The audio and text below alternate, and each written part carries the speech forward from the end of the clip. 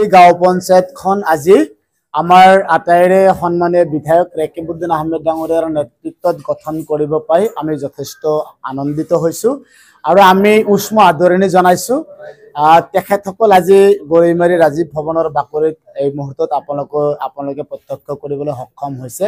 যে ফুতুৰি গাঁও পঞ্চায়তখন নতুনকৈ আমাৰ সমৰীয়া সমষ্টিৰ গৰিমাৰী ব্লকত সংলগ্ন হৈছে ফুতুৰিক লৈ আমাৰ বিশেষ পৰিকল্পনা আমাৰ বিধায়ক ডাঙৰীয়াই ফুতুৰিক লৈ সদায় এটা সপোন দেখে যে ফুতুৰি গাঁও পঞ্চায়তৰ 50-50 এটা অংশ বামত আনটো অংশ ব্ৰহ্মপুত্ৰ নদীৰ মাজত থকা সেই এলেকাখিনি যথেষ্ট অনুন্নত আমি তেখেতসকলৰ বিভিন্ন সেৱা হেয়া নাৱৰ সেৱাই হওক হেয়া ধৰক আমাৰ মাতৃসকল যেতিয়া মানে গৰ্ভৱতী অৱস্থাত থাকে তেওঁলোক তেতিয়া চৰৰ মানুহ পাৰ হৈ আহোঁতে বহুত অসুবিধা পায় যে নাৱৰ এম্বুলেন্স দিবলৈ আমাৰ বিধায়ক ডাঙৰীয়াই বহুত চেষ্টা কৰি আছে গতিকে আমি ফুতুৰি গাঁও পঞ্চায়তখন চাৰিওফালৰ পৰা সৰ্বাংগ সুন্দৰ কৰি ফুতুৰি গাঁও পঞ্চায়তৰ যিমান সাধাৰণ ৰাইজৰ মানে দুখ দুৰ্দশা সাধাৰণ ৰাইজৰ যিমান অভাৱ অভিযোগখিনি আছে আমি সেইখিনি নিশ্চিতভাৱেই সমাধান দিবলৈ আমি বদ্ধপৰিকৰ আৰু বিধায়ক ডাঙৰীয়াই মোক অলপ আগত ফোন কৰি কৈছে যে ফুতুৰি গাঁও পঞ্চায়তখনক উন্নয়নৰ শিখৰলৈ লৈ যাবলৈ আজিৰ এই যি নৱগঠিত পঞ্চায়তৰ সভানেত্ৰী নীলিমা খাতুন আৰু তাইৰ লগত শপত গ্ৰহণ কৰা সন্মানীয় সদস্য আৰু সদস্যসকল আমি সবকে একত্ৰিত কৰি আমি একতাৰ দলেৰে বান খাই ফুতুৰি গাঁও পঞ্চায়তখনক আমি আগুৱাই লৈ যাব লাগিব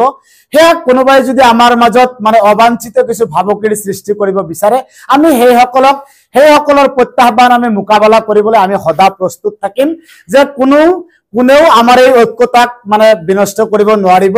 আৰু আমি বিশেষভাৱে ফুতুৰি গাঁও পঞ্চায়তৰ আজিৰ সভাত উপস্থিত মণ্ডল কংগ্ৰেছৰ সন্মানীয় কাৰ্যকৰী সভাপতি প্ৰমুখ কৰি ফুতুৰি গাঁও পঞ্চায়তৰ আমাৰ জ্যেষ্ঠসকল কনিষ্ঠসকল আমাৰ যুৱকসকল মহিলাসকল তেখেতসকলে আজিৰ এই যি কমিটি গঠন প্ৰক্ৰিয়াত যি মন মগজুৰ সমৰ্থন অনাগত দিনত ফুতুৰিবাসী ৰাইজে নীলিমা খাতুনক আগত ৰাখি ফুতুৰি গাঁও পঞ্চায়তৰ উন্নয়নৰ স্বাৰ্থত আমাক যেতিয়াই যি আকাৰে বিচাৰে আমি তেতিয়াই ফুতুৰি গাঁও পঞ্চায়তৰ উন্নয়নৰ স্বাৰ্থত আমি সহযোগ কৰিম আৰু এই ক্ষেত্ৰত আমাৰ বিধায়ক ডাঙৰীয়া বদ্ধপৰিকৰ যে ফুতুৰি গাঁও পঞ্চায়তখন কেনেকৈ উন্নয়নৰ শিখৰলৈ লৈ যাব লাগে গতিকে আমি ফুতুৰি গাঁও পঞ্চায়তৰ নৱগঠিত আজিৰ এই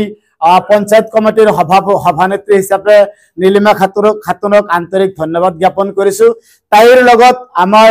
গোটেই ৱাৰ্ড সদস্যসকলক আন্তৰিক ধন্যবাদ জ্ঞাপন কৰিছো আৰু অনাগত দিনত আমি গোটেই 11খন গাঁও পঞ্চায়ত গৰৈমাৰী ব্লকৰ অন্তৰ্গত গোটেই 11খন গাঁও পঞ্চায়তৰ আমি এক উন্নয়নৰ কৰ্মসূচী নিশ্চিতভাৱে গ্ৰহণ কৰিম আৰু আপোনালোকৰ চকুৰ আগত যে বিধায়ক ৰেকিবউদ্দিন আহমেদ ডাঙৰীয়াৰ নেতৃত্বত আজি সমৰীয়া ব্লকখন তাহানিৰ 6 গাঁও সমষ্টিখন আজি দোপতদোপে আগবাঢ়ি গৈ আছে ফুতুৰি গাঁও পঞ্চায়তখনো তাৰ ব্যতিক্ৰমত নাথাকিব।